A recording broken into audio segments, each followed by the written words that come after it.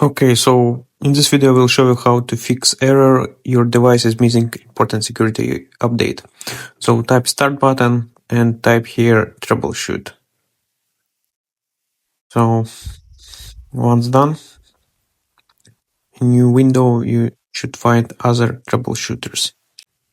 Okay, so here you should click on other troubleshooters and click on Windows Update and click on Run. By the way, on Windows 10, this menu may be different, like additional troubleshooters, not other troubleshooters. Okay, so here you'll see window and it should fix your problem. Also, also there are maybe different menus where you can click on it and check other troubleshooters. So basically this is all, and this should help you.